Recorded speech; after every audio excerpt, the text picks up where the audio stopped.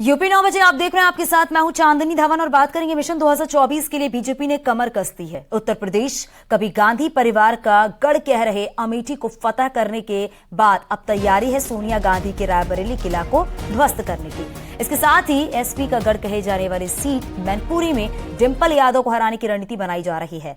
इसके लिए बीजेपी ने बड़ी रणनीति बनाई है। सूत्रों की माने तो अमित शाह और जेपी नड्डा सरीखे बीजेपी के बड़े नेता इन सीटों का दौरा करेंगे। बताते चले बीजेपी की समीक्षा बैठक हुई है और जिसमें लोकसभा चुनाव में हारी हुई सीटों को लेकर मंथन होगा। माना यह जा रहा है कि इस दौरान बीजेपी इन दोनों सीटों को लेकर विस्तार से चर्चा कर सकती है और रणनीति भी बना सकती है। तो आपको बताते चलें कि किस तरीके से किला ध्वस्त करने की तैयारी में बीजेपी जुटी हुई है। 2024 लोकसभा चुनाव को देखते हुए बीजेपी तैयारी में जुटी हुई है और बताया जा रहा है कि ये दो सीटें रायबरेली मैनपुरी को जीतने के लिए बीजेपी ने रणनीति बनाई हुई है। अमित शाह और जेपी नड्डा इन दो सीटों का दौरा करेंगे। सूत्रों के हवाले से जानकारी हम आप तक पहुंचा रहे हैं। मैनपुरी में डिंपल को हराने की प्लानिंग बन रही है, तो वहीं गृहमंत्री अमित शाह और राष्ट्रीय अध्यक्ष जेपी नड्डा इन दोनों सीटों का मोर्चा संभालेंगे और अभी से ही बीजेपी की तैयारी जो है वो फिलहाल शुरू हो चुकी है, क्योंकि समीक्षा बैठक में इन दो सीटों को लेकर भी मंथन हो रहा है। आपको बताते चलें कि जो लोकसभा चुनाव में हारी हुई सीटें हैं उस पर भी मंथन होगा और माना यह जा रहा है कि बीजेपी दोनों सीटों को लेकर विस्तार से चर्चा कर सकती है और आगे की रणनीति पर भी कैसे होगी, आगे की रणनीति उसको लेकर भी मंथन किया जाएगा। तो रायबरेली और मैनपुरी ये दो सीटें काफी अहम हैं। रायबरेली की सीट जो कि कांग्रेस की गढ़ कहे जाने वाली सीट है, मैनपुरी जो कि समाजवादी की गढ़ कहे जाने वाली सीट है और इन दोनों सीटों को, इन दोनों जगहों पर कैसे किला ध्वस्त करना है, ये बातें काफी अहम हो जाती हैं। पवन हमारे सहयोगी जुड़ गए हमारे साथ। पवन, जरा आप बताइए, क्योंकि रायबरेली सीट और मैनपुरी सीट ये दोनों सीटें काफी अहम है। अब इन दोनों सीटों पर बीजेपी की निगाहें टिकी हुई हैं, कैसे किला ध्वस्त करना है अब इसकी तैयारी?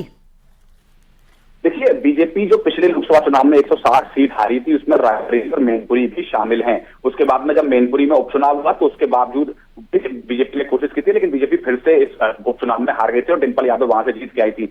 अब इस समय रायबरेली में सोनिया गांधी और डिंपल यादव मैनपुरी से सांसद हैं, तो ऐसे में बीजेपी ने इन दोनों सीटों के लिए खास रणनीति तैयार की है। उसको लेकर लगातार बैठकों का दौर जारी है, मंथनों का दौर जारी है। इसको लेकर जो लगातार जो केंद्रीय मंत्री हैं वो लगातार दोनों ही जगहों के दौरे कर रहे हैं, चाहे मैनपुरी की बात करें तो और रायबरेली की बात करें तो।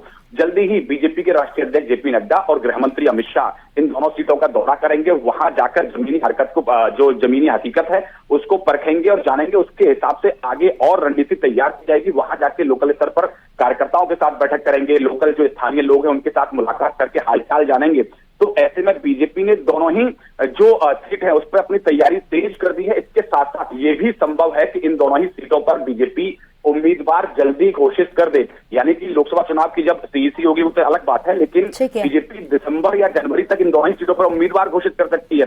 तो ऐसे में जिससे कि अपना जो समय है तैयारी करने का, जो जमीनी स्तर को, जमीनी माहौल को अपने अनुरूप बनाने का, उस पर जो कैंडिडेट होगा उसको वक्त मिल जाए। तो ऐसे में बीजेपी ने इस दोनों ही हाई प्रोफाइल सीटों पर अपनी तैयारी तेज कर दी है। शुक्रिया इस जानकारी के लिए पवन।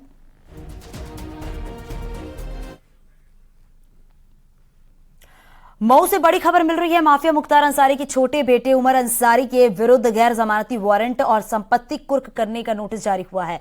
2022 विधानसभा चुनाव के दौरान अब्बास अंसारी ने अधिकारियों के ट्रांसफर, पोस्टिंग और साथ ही हिसाब किताब का धमकी दिया था। इस मामले में अब्बास अंसारी, उमर अंसारी सहित कई लोग आरोपी बनाए गए थे। एमपी एमएलए कोर्ट में हाजिर न होने पर उमर अंसारी पर गैर जमानती वारंट और कुर्की का नोटिस जारी हुआ है। विधायक अब्बास अंसारी जेल में बंद है और वहीं उमर अंसारी लगातार फरार चल रहा है। शहर कोतवाली में मुकदमा जो है वो दर्ज है।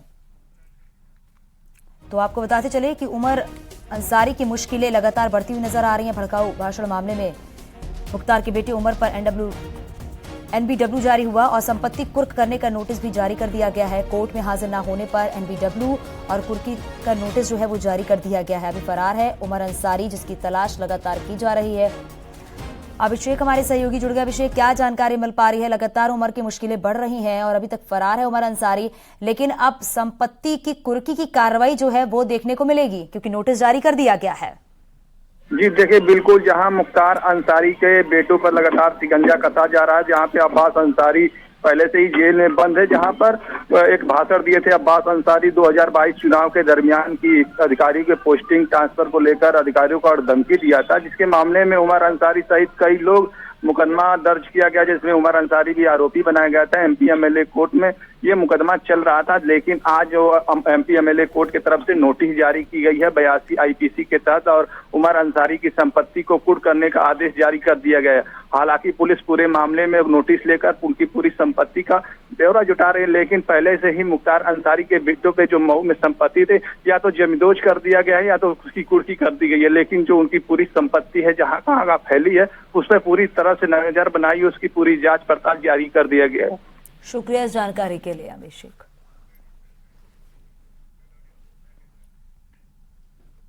बड़ी खबर मिल रही है सोनभद्र के बीजपुर थाना क्षेत्र के नेमना गांव में रफ्तार का कहर देखने को मिला है।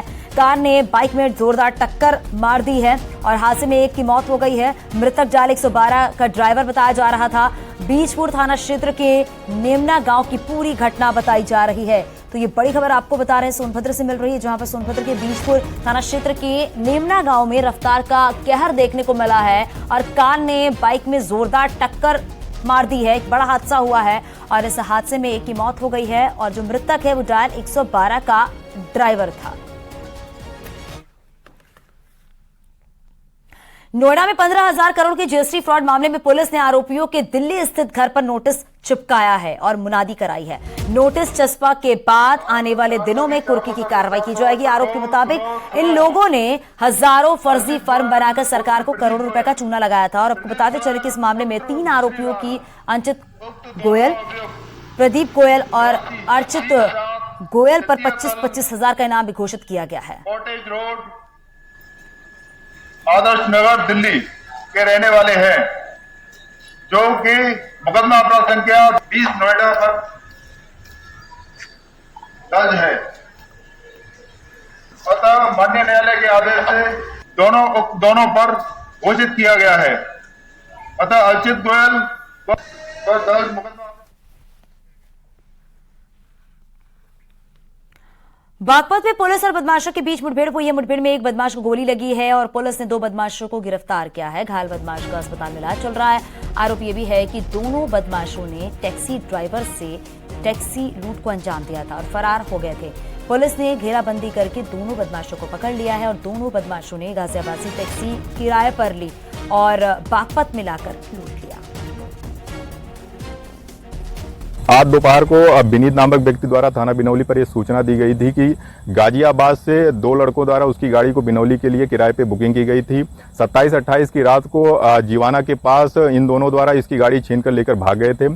इस सूचना पर थाना बिनौली तथा एसओजी पुलिस द्वारा संदिग्ध बदमाशों तथा गाड़ी की चेकिंग और तलाश शुरू कर दी गई थी। शाम को आज करीब 6 बजे थाना बिनौली पुलिस द्वारा सिरसली रोड पर एक अज्ञात स्विफ्ट डिजायर गाड़ी को रोकने का प्रयास किया गया, लेकिन बदमाश रुके नहीं तथा पुलिस पर फायरिंग करते हुए भागने लगे। पुलिस द्वारा इनकी घेराबंदी की गई तथा पुलिस के बीच मुठभेड़ हुई। इस मुठभेड़ में एक बदमाश घायल हुआ है तथा एक और अन्य बदमाश को गिरफ्तार किया गया है। शाहजहांपुर की पुलिस ने 9 शातिर जुआरियों को गिरफ्तार कर लिया है। पुलिस ने जुआरियों के पास से 3,92,000 रुपए कैश, 4 कार और ताश की गड्डी बरामद की है। पुलिस ने सभी 9 आरोपियों को गिरफ्तार करके जेल भेज दिया है। मामला थाना निकोही के हमजापुर का है। बताया जा रहा है कि खेत में बने प्लॉटिंग कार्यालय में जुआ खेला जा रहा था। पुलिस को मिली शिकायत के बाद कार्रवाई हुई है।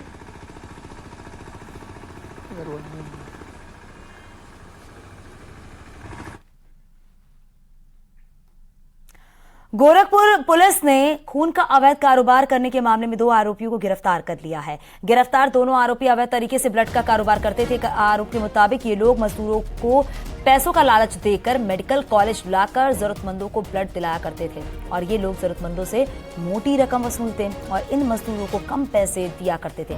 महाराजगंज जिले के एक मजदूर की शिकायत पर पुलिस ने यह बड़ी कार्रवाई की है।